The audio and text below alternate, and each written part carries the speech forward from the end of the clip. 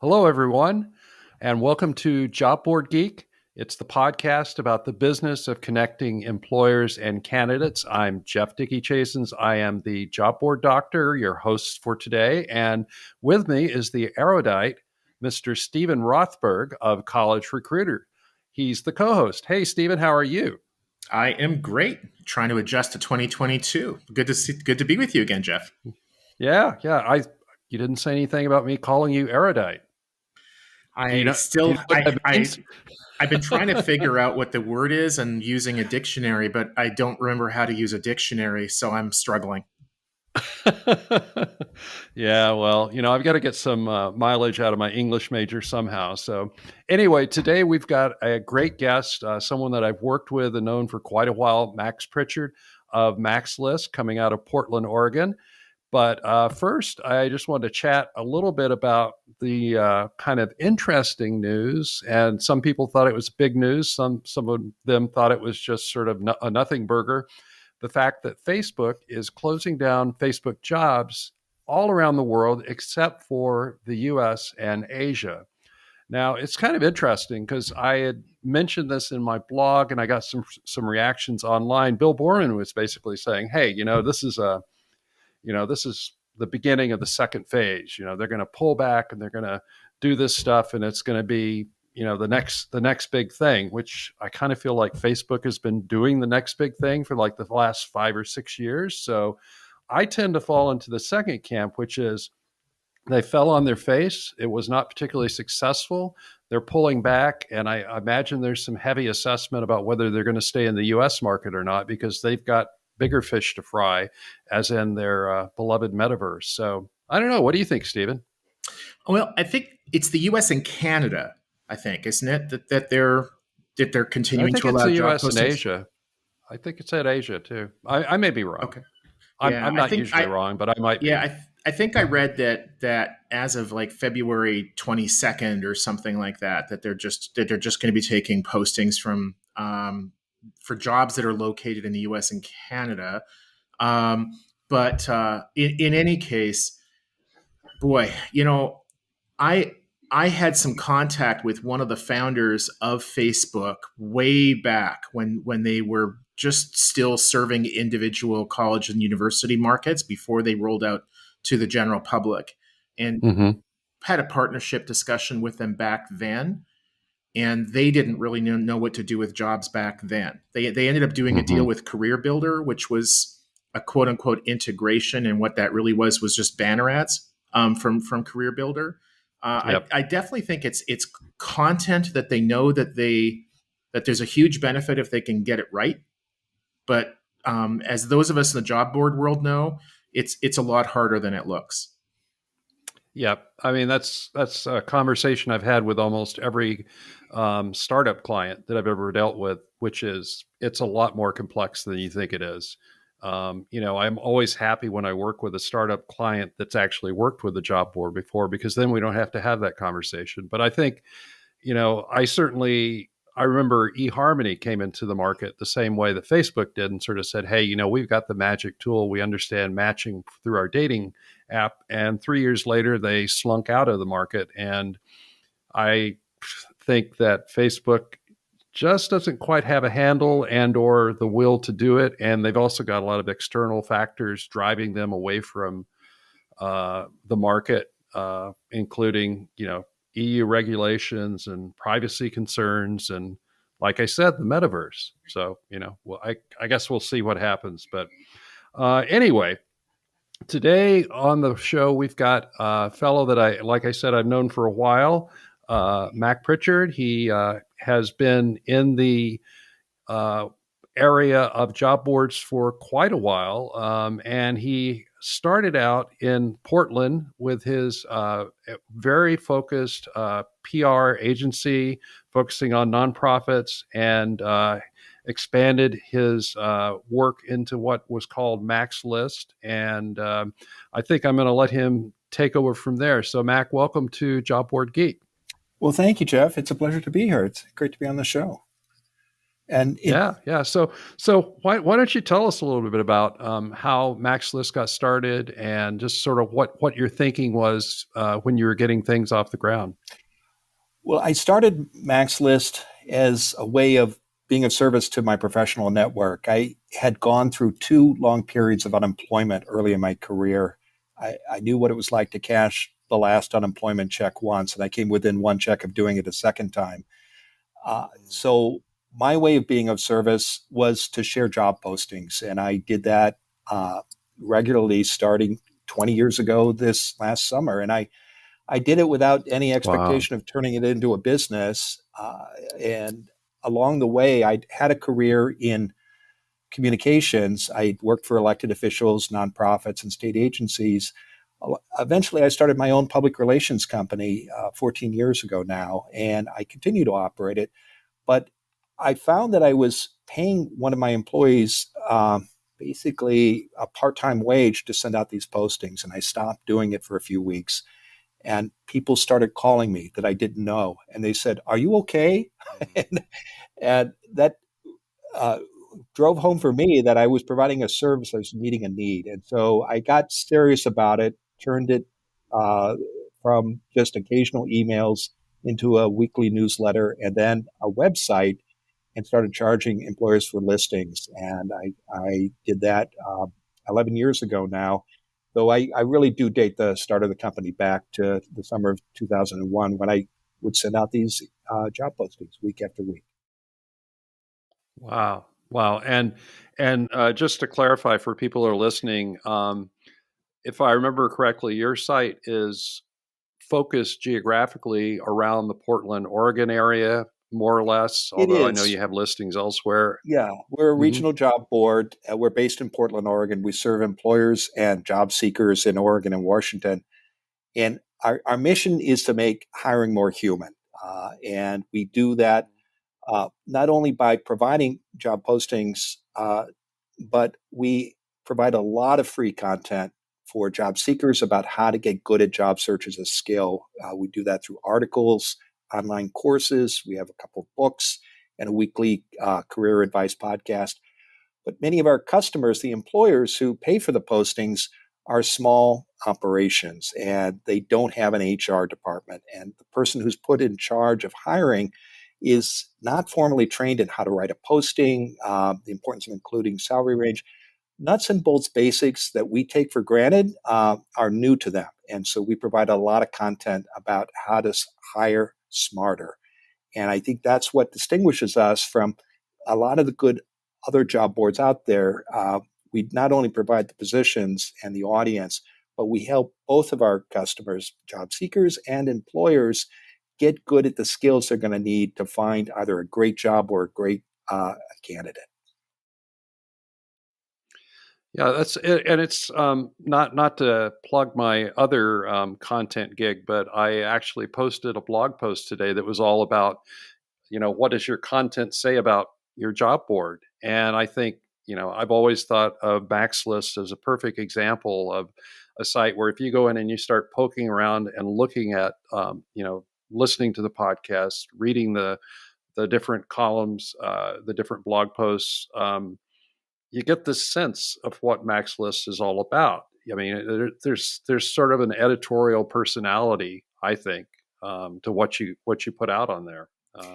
Is that something that you've consciously cultivated? It is, and I think a number of things make us unique in our space. And we talked about the amount of content. The regional focus is a second way that we stand out. And I think the commitment to service, both to employers and job seekers, is something else that makes us distinctive. And candidly, it's driven by my own personal experience. Was I had in all modesty, I thought I'd had some cool jobs in my 20s and 30s, and thought job what the way you look for work was just respond to ads. And my periods of unemployment taught me that you got to get good at job search skills, particularly setting goals. And then my work at Max List is in getting involved in hiring has taught me that if you're going to find great candidates, you just can't rely on postings alone. So I'm very proud of the value that our job board offers, both to job seekers and employers. But I will be the first to tell you, if you are a candidate and you're relying only on job boards to find your leads and all you're doing is applying, you're making your search so much harder and longer than it has to be. And if you're an employer and you're relying on your posting alone to bring you great candidates, you're making your search for that next great employee, much harder and longer than it has to be. That's why we invest in content and to serve both audiences. Because once you understand how hiring works, whether you're an employer or a candidate, then you can make the system work for you. And that is central to our mission at MaxList, making hiring more human. Finally, another way that we stand out is we're a certified benefit corporation, what's called a B Corp. We're part of a global movement of business as a force for social good.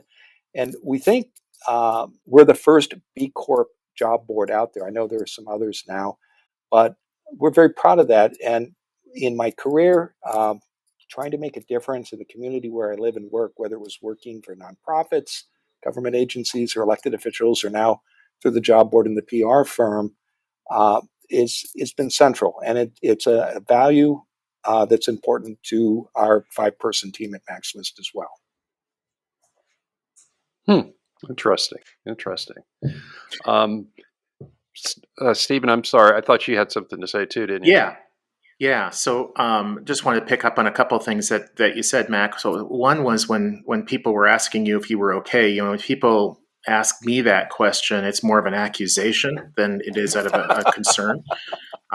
So glad to see that you don't share the same sort of relationships that I share. I wanted to pick up on the B Corporation. I have to say though, Steven, that like you, I share Midwestern roots. I grew up in Iowa, so I know fundamentally you are okay, and you're a good Midwestern nice guy too.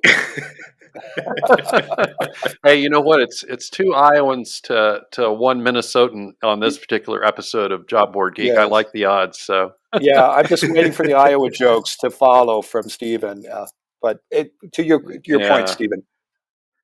Yeah, the podcast is usually only 20, 25 minutes long, and to just start with the Iowa jokes would take hours. But the B Corporation, I had heard of that. I wasn't familiar with it until recently, and when I first heard about that, I thought it was literally a different kind of corporation. In the U.S., there are S corporations, which are sort of like partnerships. You get corporate protection, profits flow through to the owners, so it makes it easier for tax filings. There's C corporations, which are kind of the standard. And then there are a whole bunch of different, nonprofits, et cetera. But maybe you can talk with our listeners about, what a B corporation is, whether that's just an American thing, whether that's international, how you use that for marketing to the job seekers, to the employers, or is that really more of internal only, just sort of the way you operate, or do you use that to promote your site also? Certified benefit corporations manage for the triple bottom line. So profit matters and it is important, but we also look at community benefits and environmental benefits of our operations. And the way it works, Steven, is there's a internationally recognized organization. It's called B Lab. It's headquartered in the United States, but it works with companies all around the world. And you go through a initial certification process, and then you recertify every 2 years. And when you do that process, you go through a set of checklists that look at your practices and the environmental and community benefits and consequences of that, as well as your profitability. And it's like any process improvement, it will going through it in a steady, methodical way will help you improve your business processes and make you a stronger and better company. And when your goal is to promote community and environmental benefits, this is a system for doing that. To your point about the marketing benefits of being a B Corp, it does make a difference. It's a way to stand out. There's a logo you can display on your website and your advertising materials. And it does matter to many of our employers that we are a benefit corporation, and it helps with recruitment and retention as well. I find that the people who work with us, but I think this is true for many, many people, they want their work to matter. And you don't have to work for a B Corp to do that. I think there's a dignity and a meaning in work that you can find anywhere with the right employer. But with a benefit corporation, it is a way of doing business that just becomes part of how you operate. And that is very appealing to both our customers and to our team. Thank you.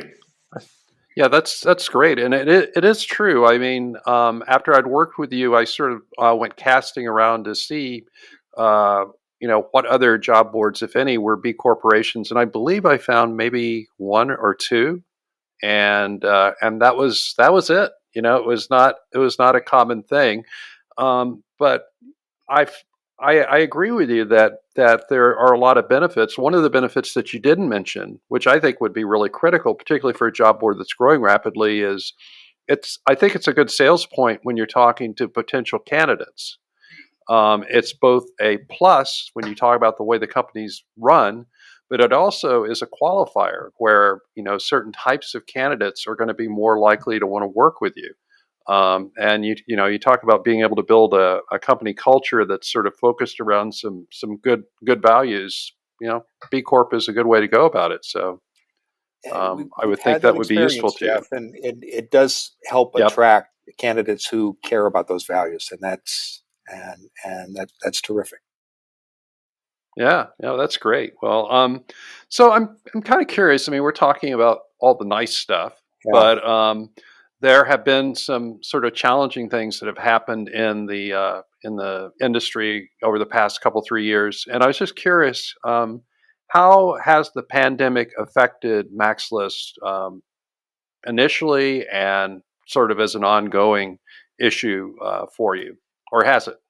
It has. 2020 was a tough year, and we started out strong, but when the pandemic hit in March, we saw our revenue drop 80% just in 1 week, and it didn't bottom out until June. And our money comes from the sale of job postings, either in the form of single postings, subscriptions, or custom packs. So when that happened, we made a number of big changes fast, and we closed our downtown Portland office. We became 100% virtual. We renegotiated the lease with our landlord. We renegotiated or changed important supplier and vendor contracts. We're looking for ways to reduce costs and overhead. We did have to furlough the staff, a 5-person team, 2 days a week for 6 months, starting in June of 2020. The goal was to avoid layoffs. And in Oregon, where we're based, there's a state program that allows you, if you maintain healthcare and other benefits, if you're furloughed, to collect unemployment insurance. It doesn't make up the lost wages, but it helped. And by the end of the year, we'd reduced our overhead considerably. So while revenue for the year went down about 39%, we actually had a very small operating loss that we were able to cover through the PPP loan. And when we started in 2021, we were in a much stronger place as a company because we'd made some fundamental changes that, candidly, Jeff, I'm not sure we would have made so quickly and rapidly if we hadn't had that dramatic drop in revenue. So we haven't officially closed the books for 2021, but starting in February, the revenue started going up, and we had a number of record months. And so we came within a few percentage points by the end of 2021 of setting a new record for revenue. But most importantly, it was our best year ever for profits in 11 years of operations. And I think a big part of that was the good work of the team, but also these fundamental changes that we made to our business model and operations that we might not have done without the pandemic. Yeah, it's interesting. I've heard this story several times from clients, and then also we've heard it a few times on the podcast where people talk about, well, the bad thing about the pandemic was, getting slapped upside the head and seeing all your revenue go out the door for X amount of time. But the good part of it was that it forced you to sort of rethink your assumptions about how you run your business. Yeah. And for some, for many, actually, they've gone your direction of being fully remote. For many, they've gone and looked again hard at where their audience is, their candidate audience and their employer audience. But I think those kinds of shocks to the system, if you survive them, are Yeah. very good. I've been around long enough that I've gone through several of those shocks. I remember the first tech bubble back in 2000, and that was very painful. And of course, we all remember the recession. But out of each one of those, I personally experienced a lot of growth, and I've seen the companies that I've worked for and with do well as well. So I think it's not fun, I guess, why it's happening. And I think Brad from Local Eyesight was saying it's still not quite fun, but it's getting more fun than it was. So I guess you have to have a sense of humor and sort of a philosophical outlook to things, and I know you certainly do. So Yeah. That which doesn't kill you just makes you stronger. yeah, Agreed. And it was not especially not fun to furlough the team. But again, we try to do. The goal was to avoid layoffs, and I'm grateful that they stuck with me because that's hard. The uncertainty that followed those 6 months, you're not quite sure when it's going to end, if ever. So yeah. Well, so we're almost out of time here, but I wanted to ask you one last question, Mac, and this is just sort of uh, curiosity because we've talked to a lot of different job boards and even a supplier, JobSync, thus far, and we're sort of looking at all these different aspects of what's going on in the industry, and so something that's been sort of omnipresent since at least 2014 has been programmatic. Um, Another one that I thought was going to be beat into the ground until I would not be able to sleep was AI. And of course, it's still not dead. It's still out there pumping away. But these are things that, a lot of the thought leaders in the industry are saying, well, if you're not doing programmatic, if you're not doing AI driven recruiting, if you're not doing this, if you're not doing that, you won't survive. I guess my question to you is, what do you think about that? I mean, do you think those technologies are a threat to your survival, or do you think that maybe they don't matter to your employer audience? well, I think you can build a business without using those technologies, and it can thrive and grow. That's been my experience. Mm-hmm. Candidly, I am an inadvertent job board operator. Again, my career was in political communications, but I became a job board operator because I was an inveterate networker.